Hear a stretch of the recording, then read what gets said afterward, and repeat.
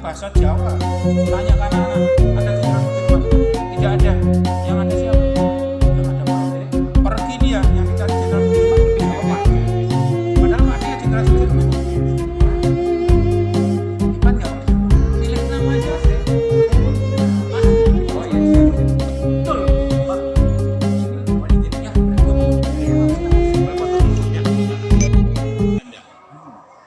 kemudian dengan pesawat Belanda 15 pesawat Dakota yang sudah canggih, kita punya persenjataan apa-apa. Sedangkan prajuritnya sudah terlatih, dari segi persenjataan jauh kalah kita. Dari segi skill kemampuan perorangannya, pasukannya jauh, mereka lebih disiapkan. Kemudian yang terakhir dari sarana prasarana tempur seperti kendaraan, truk, kemudian tank, mereka sudah disiapkan betul untuk menjajah Indonesia. Makanya saya sampaikan tadi, waktu menguasai lapangan terbang Margo itu diserang dari jam 5:10, jam 6:15 sudah dikuasai lapangan terbang Margo, hanya 2 jam lebih. Itu hebat nggak Pak Belanda? Tapi Pak Dirman tidak kalah hebatnya. Karena Pak Dirman nyatanya memimpin perang gerilya selama 7 bulan lamanya. Naik turun gunung, tidak pernah. Assalamualaikum warahmatullahi wabarakatuh. Assalamualaikum warahmatullahi wabarakatuh.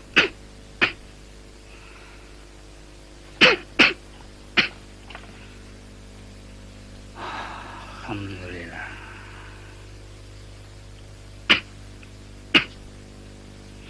Ya Allah, berilah kekuatan lahir batin kepada bangsaku. Amin.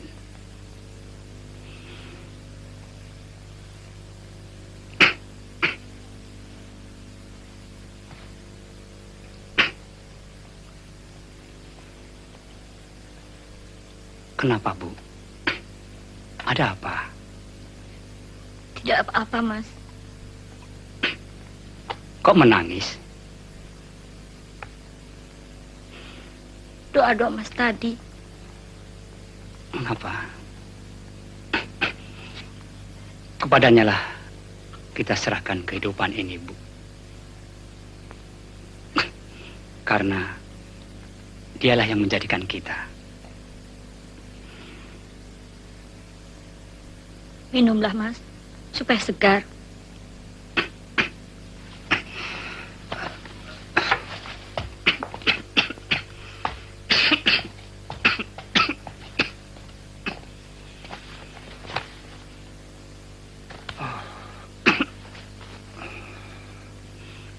Terima kasih.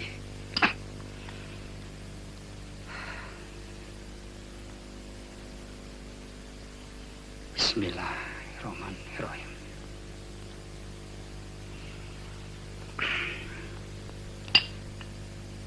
Terima kasih, Bu. Pak Wondo, silahkan. Bagaimana rasanya setelah minum obat semalam, Pak? Cuma bisa tidur sebentar. Pengumuman radio Belanda membuat saya berpikir sampai subuh. Baik.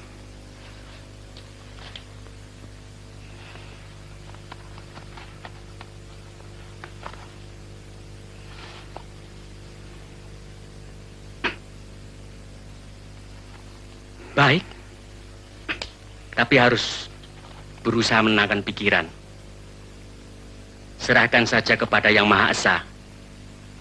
Apa maunya Belanda dengan membatalkan perjanjian Renville? Kalau Allah mengendaki,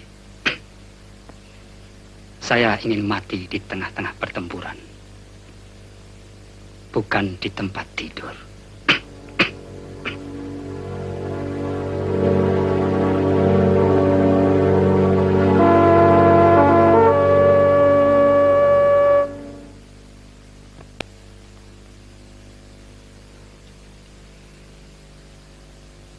Mengapa Parjo belum datang? dari Gedung Agung pasti langsung menuju RRI untuk menyiarkan perintah kilat Bapak.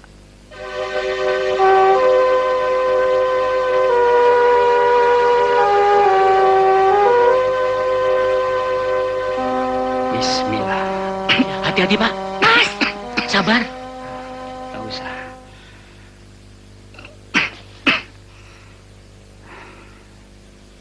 Noli, siapkan mobil. Saya pergi ke Gedung Agung. Baik, Pak. Tunggu sebentar, Pak. Saya tidak bisa menunggu, Pak Wondo. Bu, sediakan keris buat saya. Pak Wondo, mantel.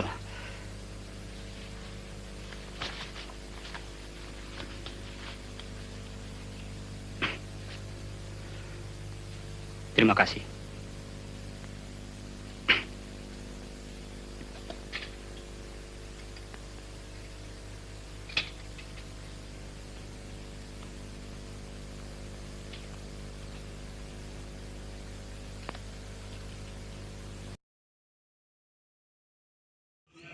Beliau dalam kondisi sakit, beliau kalau medannya memungkinkan menggunakan kendaraan roda 4. Kalau tidak memungkinkan, naik Dokar. Ada koleksinya dari sini. Kendaraan roda 4-nya ada di sini. Dokarnya di sini. Kalau tidak memungkinkan, beliau karena dalam kondisi sakit, jalan kaki. Kalau tidak memungkinkan jalan kaki, beliau ditandu. Kalau tidak memungkinkan lagi ditandu, beliau ditaruh.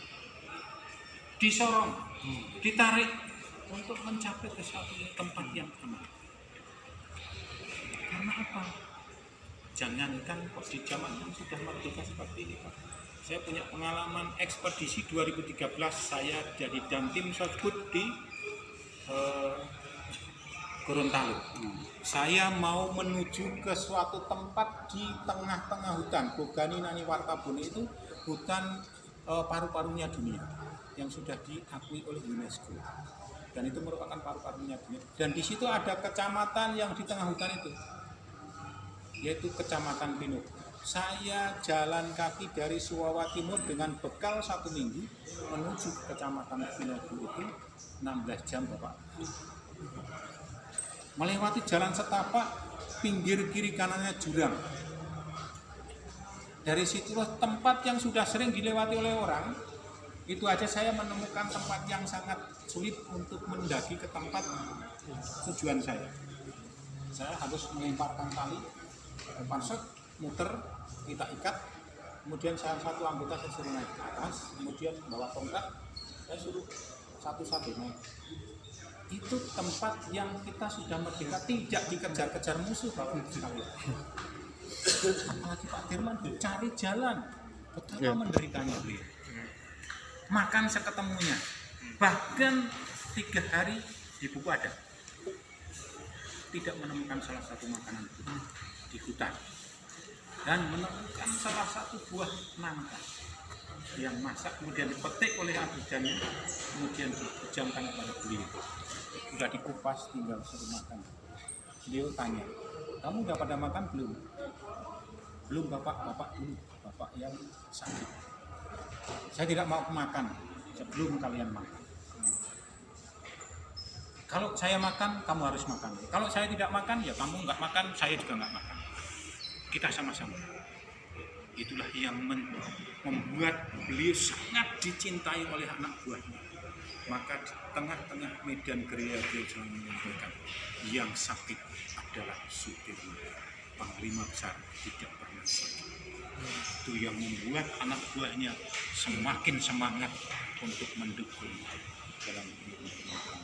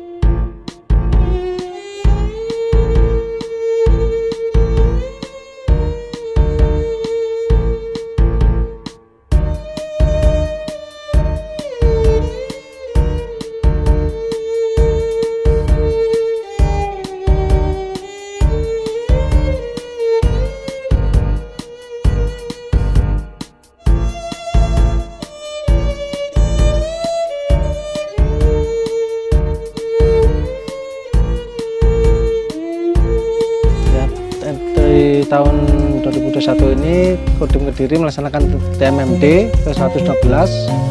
Nah, ini kebetulan terpusatnya di Kecamatan Grogol, tepatnya di Desa Kalipang. Dan ini kita adapun sasaran pokoknya itu kurang lebih ada satu, ya. Saat ini melaksanakan pengaspalan. Dan sebelumnya tahun 2020 pernah dilaksanakan TMMD di sini, tepatnya di sini, sekitar sini, Mas. Di tahun 2020 itu saat itu pengerasan dalam bentuk makadam.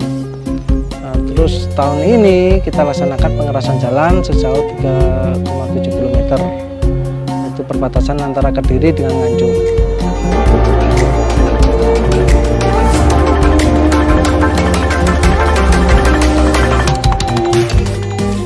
Dulu dari sebelum pelaksanaan di sini saat survei pertama kali, memang dari warga sekitar menyampaikan ini rute menerima Sudirman. Memang ada dua versi, satu menggunakan rute jalan ini yang terpotong, satunya lewat Buliman. Buliman itu sebelah terjun. Kami sebagai pengelola Museum Jenderal Besar Sudirman ini, kami memang mengusulkan kepada Pemda DIY untuk rute gerilya itu dijadikan cagar budaya benda.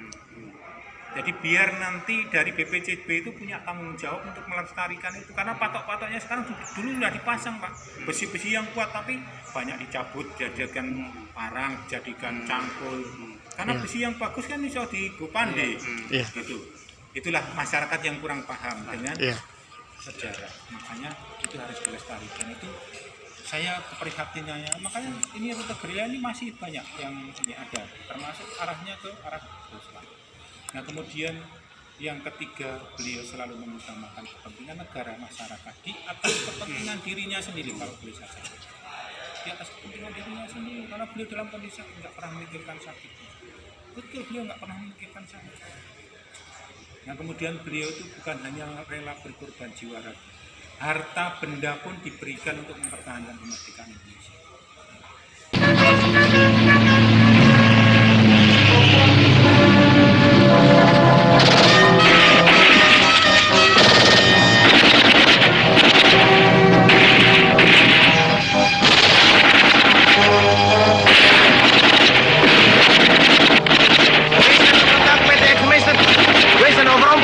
Onze positie is tussen Bantul en Jok, over.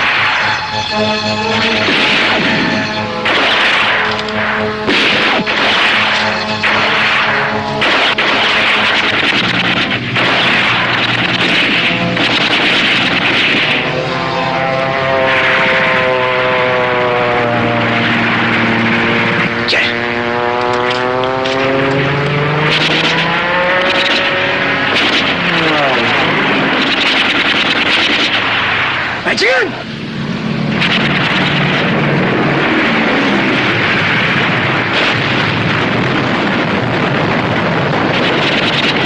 Sebentar lagi musuh akan mendatangkan bala bantuannya.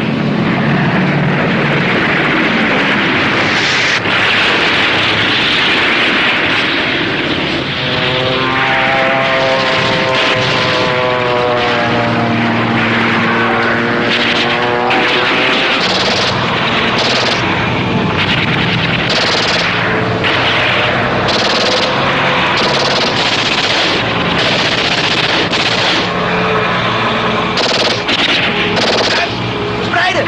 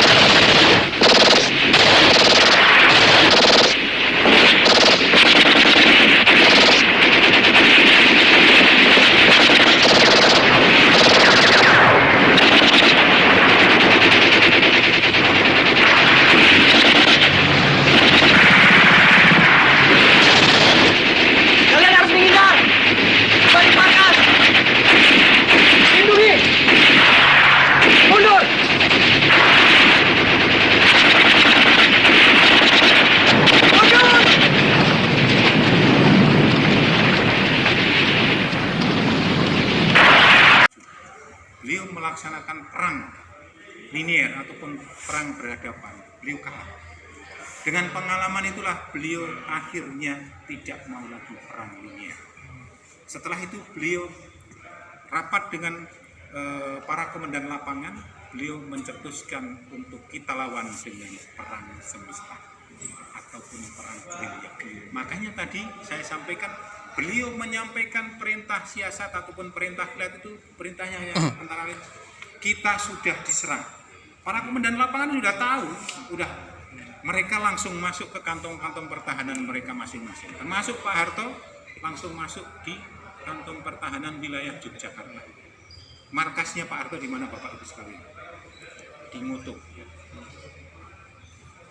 Pak Harto seorang pejuang sejati, luar biasa.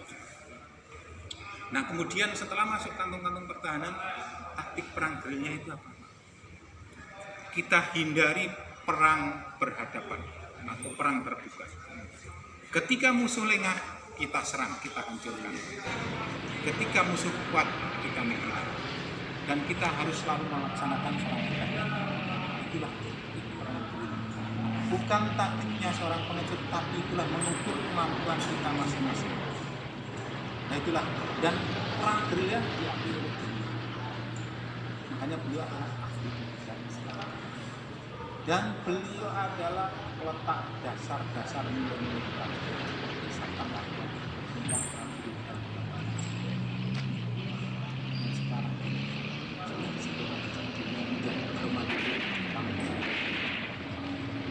kemudian Pak Sunarjo adalah ahli di bidang penyusunan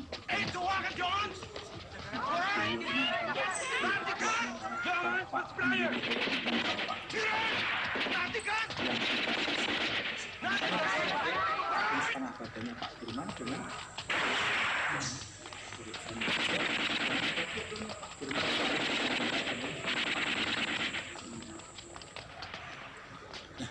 Firman memimpin perang gerilya satu desa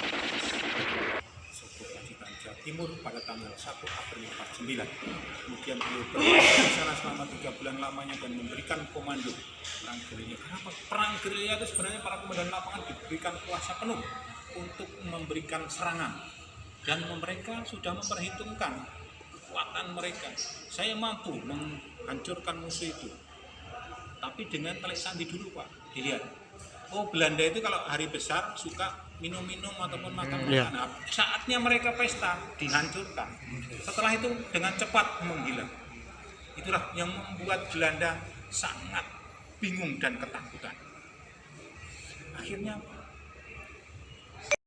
oleh Belanda, jangankan ditangkap, disentuh pun tidak. Karena saya pernah jadi narasumber Pak cerita kayak gini di depan mahasiswa pun, saya juga di depannya ada mungkin pejabat-pejabat pun saya tidak masalah, karena saya terus terang menguasai materi dengan ini. Nah kemudian Pak Dirman waktu itu setelah dari sini itu tadi, karena beliau itu adalah orang yang memang ahli di bidang strategi. Karena apa? Dengan pengalaman Hebben onze politieke doeleinden via de radio nog eens...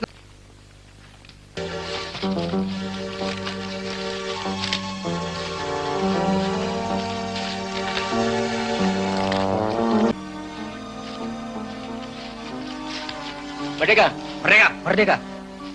Merdeka. Pak, Belanda obrak-abrik Sedayu, Pak.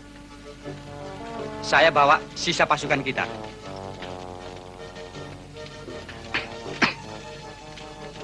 Ini hari ketiga Belanda mengepung kita.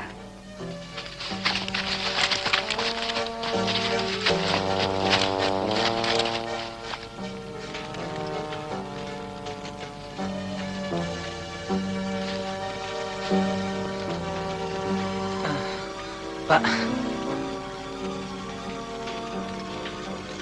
hanya itu perbekalan yang saya dapatkan, Pak.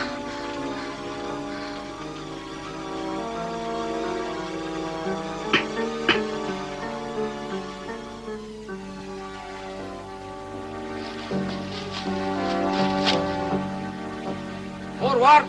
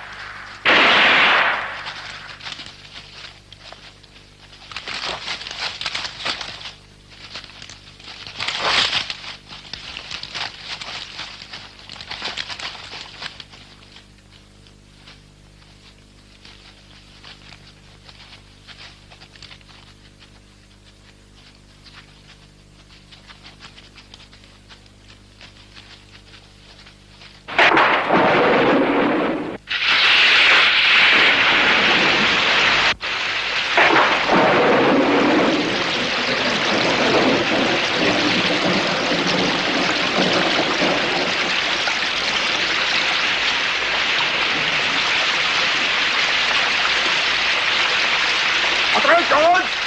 Astrid!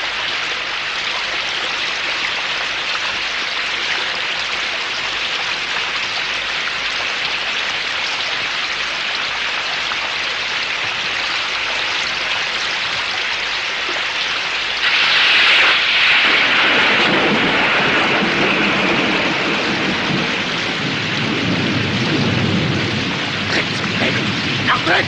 Astrid! Hou! Godverdomme, het regent zo hard. We kunnen die stuurman niet te pakken krijgen. Jongen, achteruit!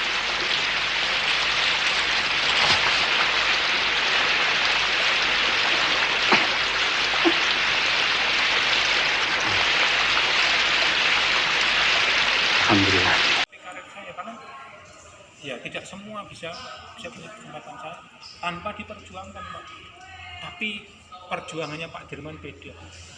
Yang dimaksudkan Pak Dirman, kita ini selagi masih hidup masih laku berjuang untuk mewujudkan cita-cita. Kemungkinan bisa Pak Harto atau Pak Nasution. Kalau Pak Nasution hampir selevel beliau juga sudah jenderal. Tapi kan kiprah ininya di medan perang yang sangat menonjol Pak Harto. Pak Harto itu orang pilihan juga loh Pak, kalau nggak percaya. Pak Harto ketika pertempuran Palagan Ambarawa ikut, ada fotonya di sana itu. Waktu itu masih berpangkat mayor. Makanya Pak Dirman waktu itu menyampaikan dengan sekuat tenaga saya.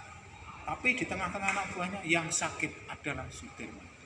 Panglima besar tidak pernah sakit. Itulah itu yang membuat anak buahnya sangat semangat untuk berjuang bertahan. Kemudian Pak Dirman itu ahli bidang strategi perang juga.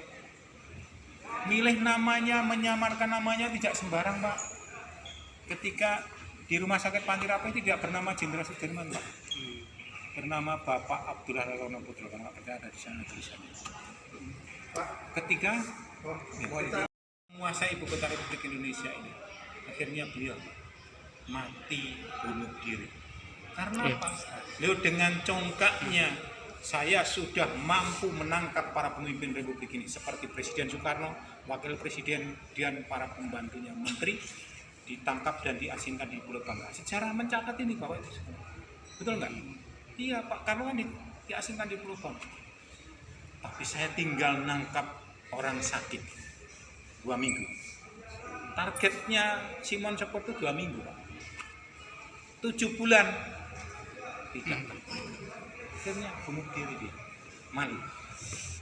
Maka ada yang menulis di sini Profesor.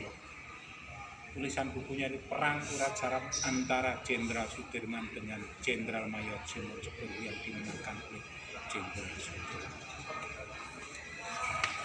Karena Pak Dirman Bapak maaf, mungkin ada yang non Muslim, ada. Muslim semua Pak.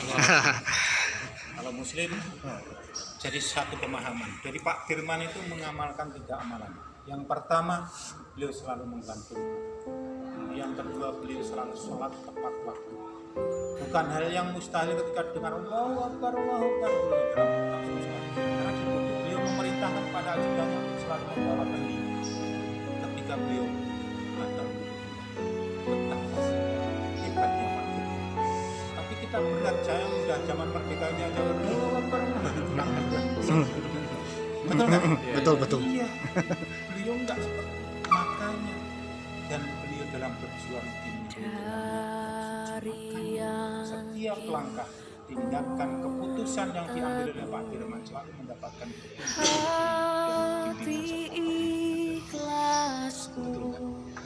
kalau nggak dilindungi beliau tertangkap. Sudah dekat saja beliau nggak. Kalau sudah ada pemimpin yang seperti Pak Dirman, insya Allah